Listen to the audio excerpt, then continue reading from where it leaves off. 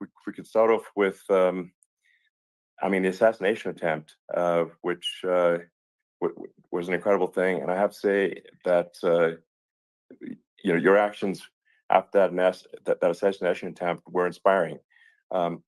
You, instead of shying away from things, instead of ducking down, you were pumping your fist in the air and saying, fight, fight, fight. And I think that's, the president of the United States represents America. And I think that is America. That is strength under fire. And so that's, a big, part of the reason why I was excited to endorse you as the president of the United States for having another term here is that was just incredibly inspiring. But what was it like for you? Not pleasant. I have to be honest. I said there was blood. I had more blood. I didn't know I had that much blood. The doctors later told me that the ear is a place that is a very bloody place if you're going to get hit.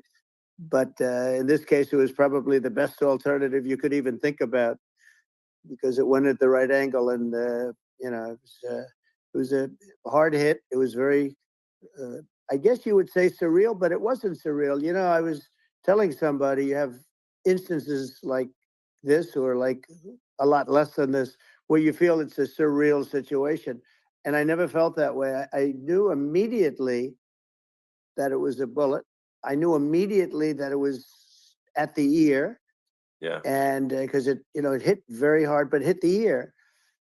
And I also heard people shout, bullets, bullets, get down, because I moved down pretty nicely, pretty quickly. And we had bullets flying right over my head after I went down. So I'm glad I went down. The bigger miracle was that I was looking in the exact direction of the shooter. And so it hit me at an angle that was far less destructive than any other angle. So that was the miracle. That was for those people that don't believe in God. I think we got to all start thinking about that. You have to, I'm a believer now. I'm more of a believer, I think, and a lot of people have said that to me. A lot of great people have said that to me, actually. But it was amazing that I happened to be turned just at that perfect angle, and all because I put down a chart on immigration that showed that the numbers were so great. I love that chart even more maybe now. It's a sign. Maybe that's a sign. It's an immigration sign. You highlighted a serious issue, and at that moment, the bullet missed your, hit your ear, but missed your head. The amazing thing is that the sign, I said, bring down that sign on immigration, and it was literally about an eighth of a second where it would be good, and after that it was going to be a disaster, no matter which way you were facing. But it just had that perfect angle, which was exactly at this shooter. Very sad situation. Such a sad situation. As you know, we lost somebody that was great, Corey, who a firefighter, a great gentleman, a great Trumper. He was just a fantastic family and a fantastic man. And a friend of mine came up, Elon, and said, I'd like to give the family some kind of help. And I said, all right, that's great. He said, do you mind? I said, I don't mind at all. And he wrote out a check for $1 million, gave it to the wife. And, she said, this is really nice, but I'd rather have my husband back, which is a nice thing for somebody to say, to be honest. She's great. The family is great. And we raised a lot of money for them and for two other gentlemen who are unbelievable people also. They were hit really badly. They thought they were not going to make it, and they did. The doctors in the Butler area, I tell you, they were incredible. They saved the two, and they were really hit tough, both of them, equally. And we thought, my first question was because I heard bullets flying over me. And I said, how many people were killed? Because we had a massive crowd there, a tremendous thousands and thousands of people. And there was no land. It was all people. So I said, how many people have been killed? Because I knew there were other shots being fired. And they said, we don't know yet, but some people have been badly hurt. And I have to give the Secret Service sniper, they call him, or sharpshooter, but sniper, because he didn't know there was a problem. He's an extraordinary shot. obviously, and he didn't know there was a problem. And he was Yeah. able to pick it all out within 5 seconds. And he used one bullet from very far away, I guess probably about 400 yards. The shooter was 130, but he was on the Yeah. he was on the opposite side of the field and the podium, and he saw the smoke and the flame from the gun, immediately recognized it, and immediately took a shot. And it was one perfect shot from very far away. And if he didn't do Yeah. that, Elon, he would have. I mean, if he would have, a lot of people, a lot more people could have been Sure. badly hurt and killed. So Yeah. I have to Absolutely. take my hat off to him, because that's also a surreal. You know, he's been with them for 23 years, and Yeah. he's never had anything like this. And all of a sudden he has to act, and it's a very tough thing to Sure. act and to be shooting somebody. But he saw the gun, saw the smoke, saw the flame from the gun, very far away. I obviously has very good eyes. He's got very good vision, which I assume you Yeah. have to have in that particular work. But he took Absolutely. aim very quickly, and they say it was approximately 5 seconds from long range, Yeah. one bullet.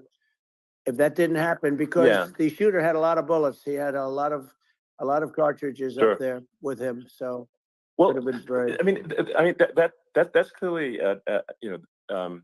he was very competent in taking that shot to stop the attempted assassination. But I mean, there does seem to be, I mean, some pretty significant failings elsewhere in the system. Like, there's just no way that, like, how on earth does a shooter get on a roof 130 yards away? That seems crazy. I think most people people are wondering how on earth could such a thing happen? Well, you know, I view it as two ways. There should have been nobody on the roof. There were people, Yeah. because there were so many tens of thousands of people there. There were people that were seeing him, and there was one woman with a red shirt and Right. Trump all over I it, saw the video. and she's screaming, "That guy's got a gun!" You know, you saw it probably. Yeah. There's a No, I guy saw the up there video. with a So I gun. mean, it's like I guess, I mean, for my part, and I think probably many members of the public are wondering how the heck are, basically people wondering by pointing out there's a guy on the roof with a gun. Yeah. And they're seeing it, but somehow it's not being addressed. That does seem Yeah, crazy. well, they're going to learn from this. The communication between the local police, who sort of had an idea, and then ultimately a man lifted himself up to the roof, could barely do it because he was pulling himself up, and Yeah. he saw the man with the gun. The man with the gun pointed the gun at him. He thought he was probably going to get shot, but he was like pulling himself up, and because of that, he couldn't get to his gun. And he fell down, actually very badly hurt his leg, his ankle. I hear very badly, Okay. but he fell down. And he did, from what I understand, he did say there's a guy up there with a gun. And the shooting started very quickly after that. I think it forced the shooter to go maybe quicker. He was supposed to be a very good shot. Yeah. My sons, Don and Eric, they can't believe what happened, but they said from 130 yards, a bad shot would hit that target almost every time. They said it's like in golf, Yeah. sinking a 2-foot putt. Yeah. It's not a tough shot. It's not a long shot. The Secret Service person had the long shot. He had triple the distance, actually. So it was a terrible thing. Look, it's hard. I have to say this about the Secret Service. When I went down, and I went down based on, I think, they're screaming, but other people also, because people saw this happen. You had so many people. One of the miracles was that nobody ran. I mean, if a gun goes off, the crowd control people showed us this. When guns go off, and it does happen in stadiums at a soccer match or some kind of a match, everybody flees. They call it a stampede, like cattle. But everybody, and a lot of people get killed with those stampedes. We had more people than you'd have at some of these matches or these games, and nobody left. You had a small group behind us in the grandstand, and that was full. And you look at it as it was taking place, and normally they'd be running. They didn't leave. They saw that I was hurt. They saw a lot of blood. and they saw that I went down, and it's almost like they wanted to be with me. Well, out front, you had thousands, tens of thousands of people. As far as the eye could see, you had people in Butler, as far as the eye could see, and Yeah. and a lot of press too. There were, many cameras on watching this. It's what makes it so different, because normally things happen that aren't good, but you never have a picture of it. Here we have all these cameras shooting it. So, sort of amazing. But one of the interesting things was that you didn't have anybody flee. You didn't have anybody stampede. Sure. Nobody. And there were some people behind me. They stood up and they're looking like, I mean, I'll tell you, you want to have them in a foxhole with you. I want to meet some of those people, because it's so different from what you heard. But so I was down, but the Secret Service guys, there were bullets flying right over my head. You could hear them go whizzing. And these guys came jumping on top of me, and a young lady, Kate, would jump. They moved so fast, and let me tell you, that took tremendous courage. Now, there was a lack of coordination. There was, obviously everybody understands that somebody that building should have been covered, and I mean, that was the big that, thing. like, I mean, looking at the aerial views, that building would be like the #1 spot for a sniper. I mean, it's like if you were to pick, like, what is the favorite, so if the goal is to assassinate, what's your favorite spot? That building, the You're roof of right. that building would be #1. That would have been the spot. It's like you can ask for a better location. It's like no, that would have been the spot. You know what people think is when the local policeman, who, by the way, he really he did what he was supposed to do. He couldn't hold on any longer. And then when he got his head just peeking above, this guy standing there with a gun at his head. And when he fell down, again, hurt his ankle very badly, but he was making the calls. But what happened is the firing took place very soon. So what they think is that this guy ran to his site, which he had all planned out with the gun. He ran to the site and he started shooting fast. And maybe that's why he sort of missed. I mean, he got me, but it could have been. Could have been a much bigger problem. But he totally would have hit if you hadn't turned your head. So, like, there was it was a very near thing. It was a miracle. If I hadn't turned my head, I would not be talking to you right now. As much as I like you, exactly, I would not. Yeah, I would not be talking. Maybe talking to me from another realm, perhaps. Yeah, that's right. We'd be talking from a different place. But it was a very terrible experience. The Butler Hospital, they did such a great job. The doctors were so good. Everybody was so good. There was a mistake. If somebody knew, because people were hearing that, there was just a bad feeling that somebody was around. You know that story now. It's been And if somebody could have said, because they've oftentimes said, like there'd be a lightning storm or something. Because I've done, I think, over 300. I think I did a lot more than that, but we did a lot. And oftentimes they'll say, "Sir, could you wait 10 minutes, please? Sir, could you wait 20 minutes? There's a storm overhead or lightning or something," right? And that happens often. And this would have been a perfect time for that to have happened, but it didn't. It didn't get coordinated. That was the problem. Well, it was your. I think your actions in the heat of fire, and like what I find admirable there was that you can't fake bravery under such circumstances. The courage is instinctual, or it is not. It's not a rehearsed action. And so I just want to say that I think a lot of people admire your courage under fire there. And so thank you very much. I appreciate it. I didn't think of it. I just wanted to get up, and I wanted to stand up. I wanted to let people know. I felt I was good when they were on top of me, covering me, actually, very much covering me, and very bravely. But I wanted to get up. I said, I want to get up, and they wanted, they have everything there. They wanted stretcher. I didn't like the stretcher, and I knew I was hit in the ear, but I knew I wasn't hit anywhere else. They felt I was hit someplace else because it was such a lot of blood, and they were sure that I was hit someplace else. And they were saying, "Sir, you were hit more than the ear." I said, "Nope, I was hit in the ear. I want to get up. Let me get up." And so I got up, and the crowd didn't know what to think. I mean, this was so many people, and you could see they were confused. They didn't know what to think. And I wanted to let them know I was okay. It was very important for me to let them know that and they went wild. You've seen the after. They didn't go wild when I Yeah. got up because they didn't know, was I alive. You really couldn't tell when I stood up before the hand, before the the fist in the air. They didn't know if I was alive. Nobody did. And when I put the fist up, they were just relieved and happy and thrilled, and the place went crazy. It was pretty amazing. Yeah. It was a Well, terrible thing, but it it was was really nice. incredibly moving. Yeah.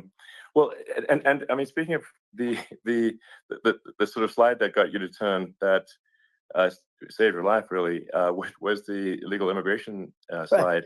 Maybe this That's right. maybe this is worth talking about that. It was. It was. That slide saved You're your right. life No, basically. the illegal immigration saved my life. You're right, but it was. And I I had to know, be at that's that exact angle. I mean, that's a great one. Saved by illegal You know, immigration. the incredible 100%. thing though, when you talk about the odds, you had to be exactly at that angle. But the Yeah, incredible thing is that the chart, I used it less than 20% of the time. It was just a moment. yeah, It's always on my left, never my right, and it's always at the end of the speech. So here yeah, we have it. It's on the right, not the left. It's at the beginning, not the end. And even the people that put it up, they were unprepared, and they did a great job. They got it up immediately, fortunately. But I looked to the right, and the bullet came whizzing by, hitting my ear. So it was amazing. But when you think of the odds of that, and yeah, yeah, you know that normally you wouldn't use it. Normally I wouldn't have the thing, and then it would yeah. have been a very different story. It's very much. I say an act of God. It's a miracle that it happened, and I'm Sure. honored by it. I'm honored by it. Well, what were you about to say about illegal immigration before you were rudely interrupted with a Well, I was bullet? going to say how good the numbers were. By the way, we're going back to Butler, and we're going to go Great. back in October. We're all set up, and the people are fantastic in Butler. It's a great area. Great. These are incredible people. Like the three that, in the case of Corey killed, and the other two, the families are. I got to know them a little bit, and the families are great. But we're going back to Butler, and I think I'll probably start by saying, as I was saying, As, yeah, as you prior were to saying, being so so, horribly interrupted. yeah, But yeah. So rudely interrupted by an yeah, assassination so it was. attempt. But no, but the chart, Some people have no manners. Elon, the chart was just a chart that in my last week we had the best illegal immigration numbers, meaning stopping. Week we had the best illegal immigration numbers, meaning stopping. It was at the lowest. You've seen the chart. It's become quite a famous Yeah, chart, yeah, but that was the lowest yeah, point ever recorded. It was a really, I mean, I was very proud of those numbers. And then you see what happened with these people, Kamala and Joe. You see what happened. They just let it go. I had remain in Mexico policies. I had all these different policies that was so good. Uh, Guys like Tom Holman and Brandon Judd from Border Patrol. All these are all people that they've been on television. They said it's the best numbers we've ever had. We had so many different checks, catch and release in Mexico, not the United. We had catch and release in the United States. We had it in Mexico. We had so many things. We had things where many people come in there, they have contagious diseases. We had everything passed. If you have a contagious disease, I'm sorry, but we cannot allow you into the country. So we were setting yeah. literally records, and all I was doing is showing that, and I use it sometimes, Sure. and in this case, I'm glad I used it. I can tell you that, but they were fantastic numbers. But I'm going to sleep with that chart always. I'll be sleeping with that chart. That chart was very important for a lot of reasons. Well, I mean, would it be accurate to say that you're supportive of legal immigration, but but we also need to shut down illegal immigration, and especially unvetted illegal Yes. immigration, because and that's not the same as saying that everyone who's an illegal immigrant is bad. In fact, I think most people who are illegal immigrants are actually good, but you can't tell the difference unless there's a solid vetting of who comes across the border. Does that does that actually 100%. represent your position? I say it Okay. very simply. They have to come in legally. They have to be checked. Yeah.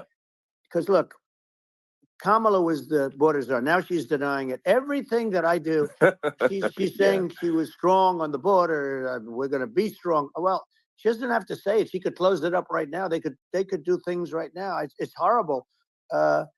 No tax on tips, and all of a sudden she's making a speech and there will be no tax on tips. I said that months ago. And by the way, they had just the opposite. You know, they had not only tax on tips, but they hired 88,000 IRS agents, and many of them were assigned to go get waitresses and caddies and all of this on tips. They have a policy. They had a policy that they were really going to go after you and were really harassing people horribly. And then all of a sudden, for politics, she says, you know, she comes out with what I said, which I think is terrible. And I think it's also hitting them very hard. These people are fake. Now they're also saying they did a good job on the border. We had the worst numbers in the history of the world, not of our country. There's never been a country in history that has had a catastrophe like this. We've had, I believe, and I think you believe this too, you know, you hear 12 million, 13.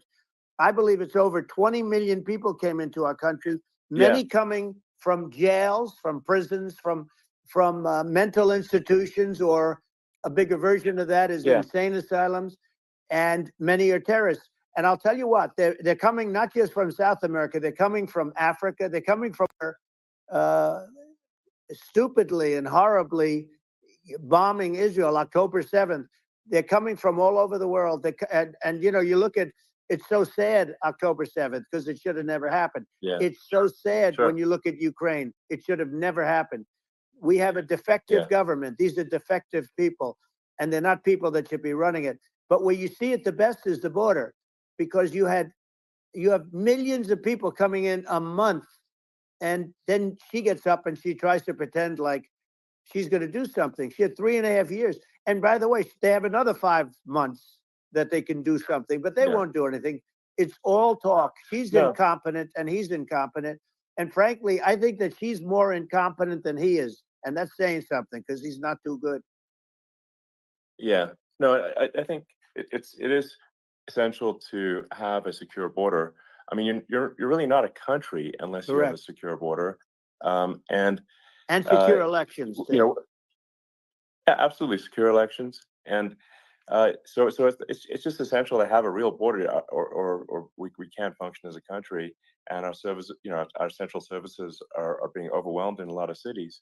But as we were talking about earlier, I think having a legal immigration process that is smooth and efficient and done well, and speaking as someone who is a legal immigrant, I think that I mean, like, one way to think of it is, who do you want on your team? You know, who do you want on Team America? And I think we want to just say, okay, we want to let in people who are gonna, you know, be great contributors to our society and to our economy, and you know, and who do you want on the team? And it's not to say that, like, in my opinion, actually, I'd say, like, probably most of the illegal immigrants actually are actually good, hardworking people. That's my opinion. But some are not, and you just have this sort of adverse selection process where, you know, if somebody's you know, if somebody's like you know, has a career in theft or robbery, I don't understand what's taken them so long to get here, because we're such a target-rich environment. I mean, you know, why aren't more people who have a career in, you know, bad things coming here sooner? Because it's a piece of cake to go rob, you know, houses in LA or New York, compared to other parts of the world. And in a lot of places in America, if you try to stop the person who's robbing you, you'll be arrested. So it's right. I mean, what's happening with crime, and our police are so good, but they're not allowed to do their job. But I have to tell you, Elon, I hate to say it, because it's such a downer to say it. I hate to say it. I hate it. But you have a lot of people that just shouldn't be. I think it's a much bigger number than you think. They're allowing, again, allowing people from their jails. And if you were running one of these countries where they're coming from, you would have had all of them. As an example, Venezuela, their crime is down 72%. They're taking their drug dealers. They're taking, frankly, their prisoners. They're emptying out their prisons. They're taking their criminals, their murderers, their rapists, and they're delivering them into. But that's what Castro did. Yeah, well, he did on a much smaller scale. Yeah. You know, it was a much smaller scale. But this is a massive scale because this is being done worldwide. But here's what's happening: crime all over the world is down. And wait till you see the numbers that we have. You know, this is migrant crime. This is crime that's going to be. Yeah. And I saw it today in New York where somebody was knifed with raped the girlfriend of a man that stood there watching in New York in one of the shelters and started pulling out the knives, and bad things happened today. But this is happening every day. These are rough people. These are people that are in jail for murder and all sorts of things. And they're releasing them into our country. And they're telling them, if you come back, we're going to kill you. We're going to give you the death penalty or kill you. So they don't want to come back. But these are rough people. Yeah. These are criminals that make our criminals look like nice people. And it's horrible what they're doing. And she's in charge of it because, you know, now she's trying to say she had nothing to do with it. And she's such a liar because she was called the border czar the first day, and it was on the headlines of every newspaper. She's the border czar, and she never even went there. She went to one location which had nothing to do with where the problem is. You know, she went in and out, I guess, because she was getting a lot of pressure, but had nothing to do where the problem is. But she was the border czar, and people can't allow them to get away with their disinformation campaign. Now she's trying to say that she wasn't really involved, and the whole thing is horrible. She was totally in charge. She could have shut the border down without him. He didn't know what he was doing anyway, so he wouldn't have even known what happened. You could shut the border down. He wouldn't even know the difference. But the fact is that she was border czar. But if you don't have to call her that, the fact is you could just call her. She was in charge of the border, and the border was the worst ever. It's simply not working. No, it's horrible. Whether it's a question of intention or competence, either way, we don't have a secure border, and we have people streaming over like it looks like a World War Z zombie apocalypse at times. And you know, sometimes you got to sort of wonder, like, is it real or not? So because you see things, you're like, is it real? So I went to the border at Eagle Pass, and I saw for myself in Texas, and I was like, okay, it's real. I'm like seeing this in real time. I actually posted the video like just live. I just flew there one day and just to see, hey, is this made up or real? And I'm just seeing people stream across the border, and I have to say, you know, at least the people that I saw did not look friendly. You know, these are people can look at my video and say, hey, you know, these people look friendly. I don't look super friendly. So these are people that Elon would not be the same man if he had to walk across the street and look these people in the eye. These are rough people. These are really rough people coming across. And I know rough people. And these are people that we don't want in our country. And, you know, the caravans are coming in, and they're putting, and who's doing this are the heads of the countries. And you would be doing it, and so would I. And everyone would say, oh, what a terrible thing to say. The fact is, it's brilliant for them because they're taking all of their bad people, really bad people. And I hate to say this, the reason the numbers are much bigger than you would think is they're also taking their non-productive people. Now, these aren't people that will kill you. We have enough of them. But these are people that are non-productive. They are just not productive. I mean, for whatever reason, they're not workers or they don't want to work or whatever. And these countries are getting rid of non-productive people in the caravans in many cases. And they're also getting rid of their murderers and their drug dealers and the people that are really brutal people. And they're coming into our country at levels that have never been seen before. And I saw an ad just before I got on the air. I'm walking over here, and I saw an ad by Kamla saying how she is going to provide border security. Where has she been for 3.5 years? For 3.5 years, we have 20 million people for it. It's a terrible. Yeah, I think this, frankly, I think this is a fundamental existential issue for the United States. And if we have another 4 more years of open borders, and it's going to be even worse with another 4 more years, it's going to be even worse than it's been for the past 3.5 years. I'm not sure we've got a country. You don't have a country left. Elon, if they get in, you will have 50 to 60 million people from all over the world, not South America only. You know, we think of South America, we think of Honduras and El Salvador, Guatemala, and Mexico, you know, the four. But it's not that. It's everywhere. They're coming in from Yeah, everywhere. And I had to stay in yeah. I think Mexico. this is a super important Yeah. point. Like people, it's like basically when I went down there, I was like, well, where are people from? It's like almost no one was from Mexico. No, To be clear. Mexico less. It's just less the than border. It's just the border with Mexico, but the people coming in, it's Earth, the rest of Earth, and America is only about 4 or 5% of the population of Earth. It would only take a few percent of the rest of Earth to overwhelm everything in the We're US. already So, overwhelmed, Elon. We're overwhelmed. You had to see the news tonight about New York, and I love that place. And what they're doing to it is horrible. What they're doing to it, and all the courts do is they yeah. try and focus on Trump. Okay, then let's focus on Trump, who did nothing wrong. I complain about a rigged election. Elon, what's happened is unbelievable. You have from Africa. From the Congo, they're coming from the Congo, and 22 people came in from the Congo recently, and they're murderers, and they're dropped. They drop them. They take them out of jails, which is very expensive, you know, to maintain the jails. Although they don't do too much maintaining, I can tell you. But they take them out of jails, prisons. They take them out, and they bring them to the United States.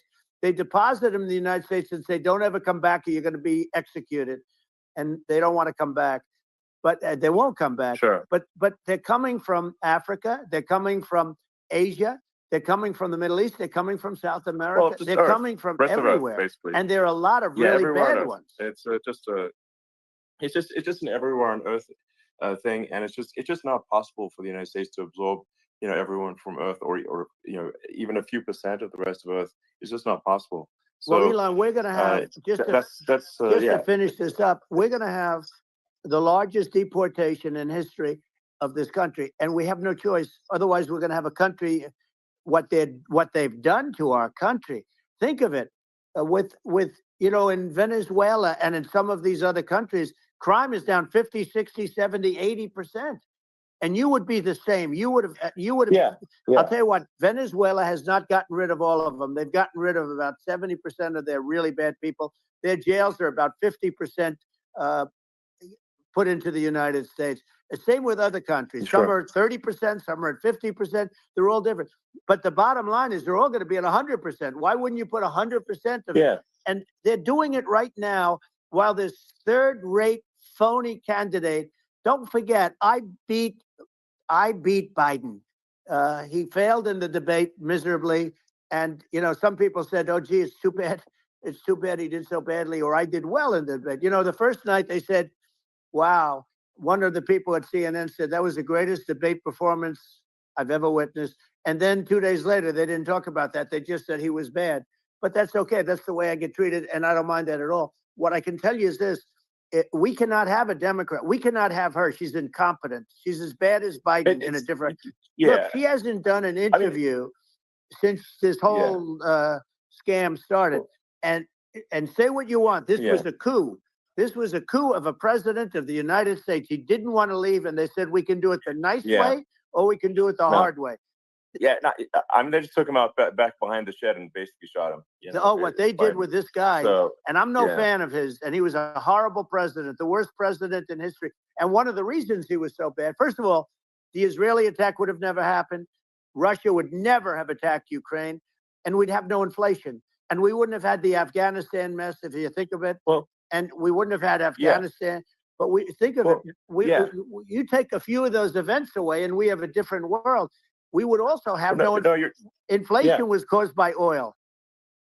Yeah, no. I think you're making an excellent point here, which is that when other countries can, that are thinking about invading or doing bad things, when they're thinking about that, they're thinking about, okay, what's the American president going to do, and do they fear the American president, or is there someone they do not respect and do not fear?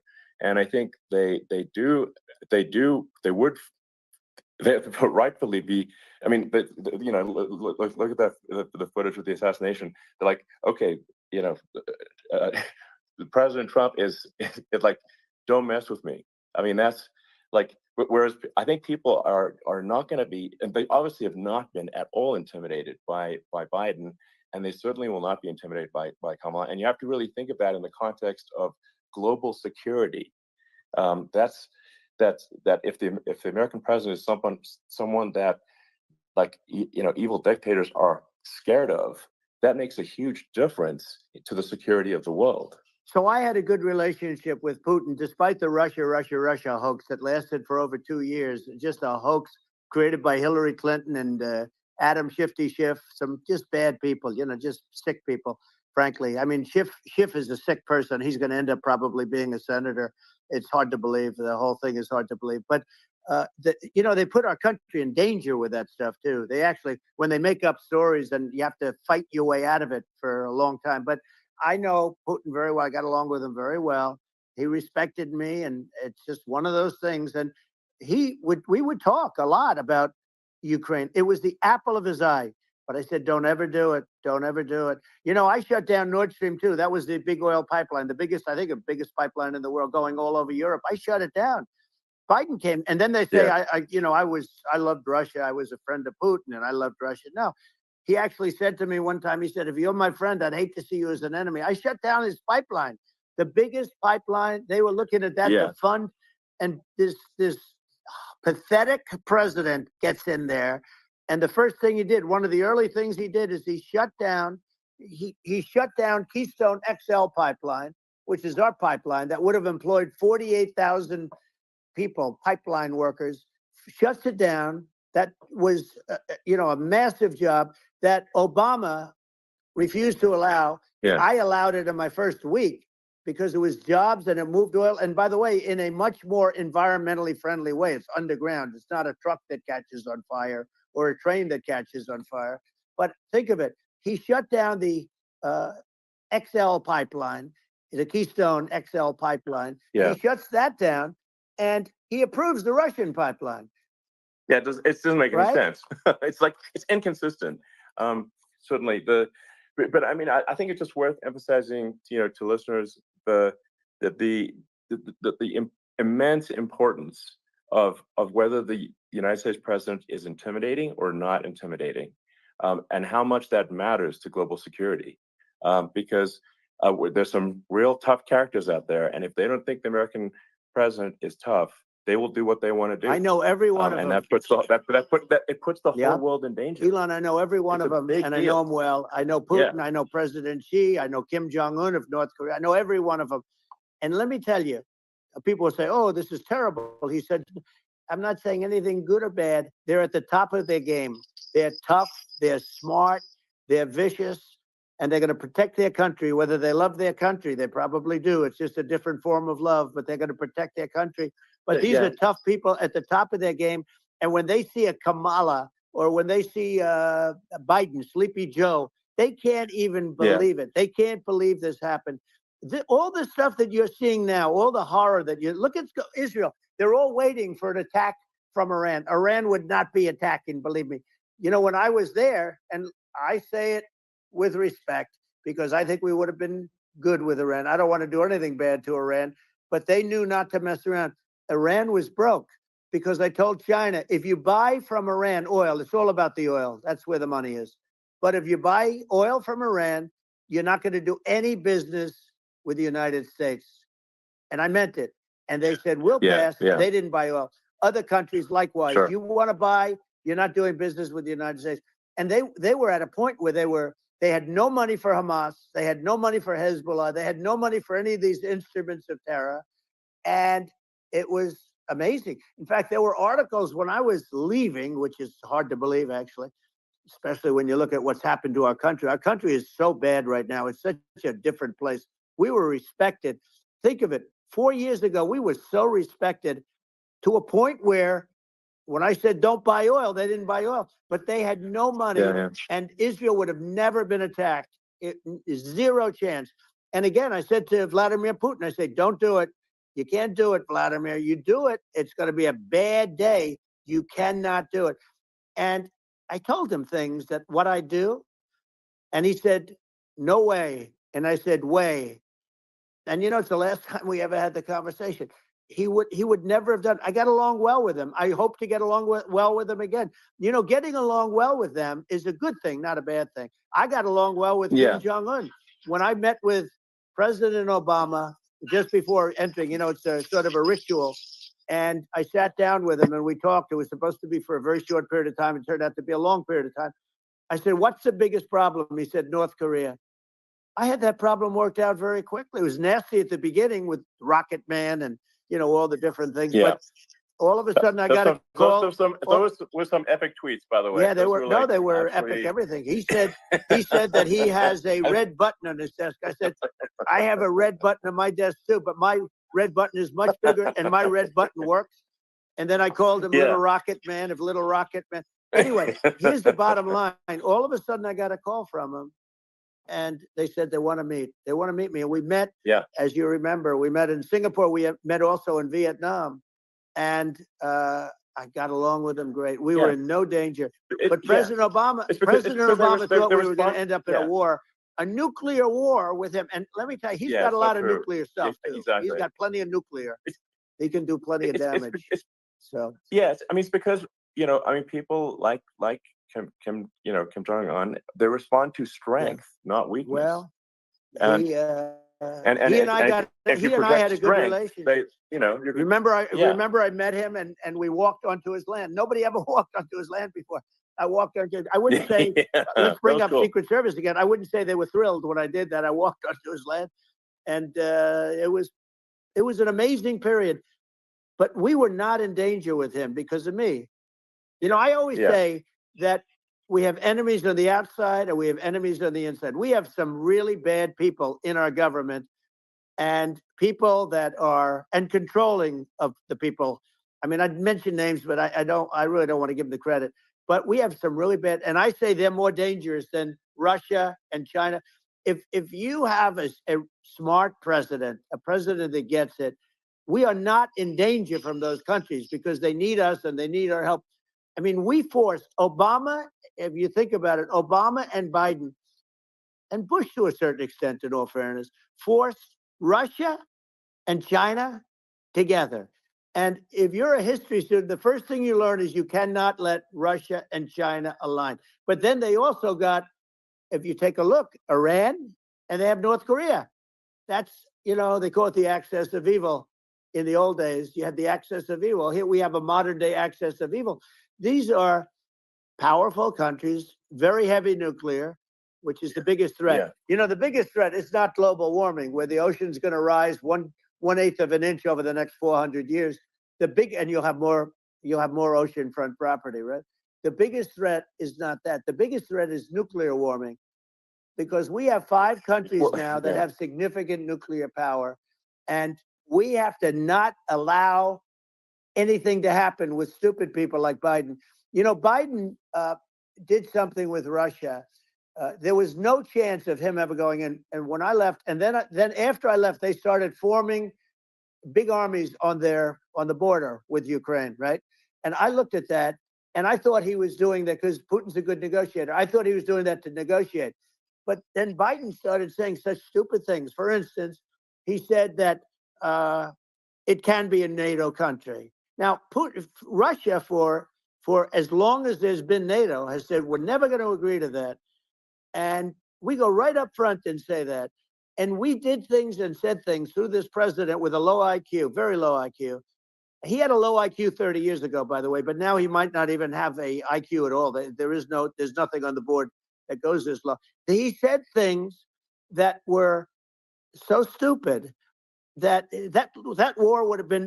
war had zero chance of happening if I were there. Zero chance.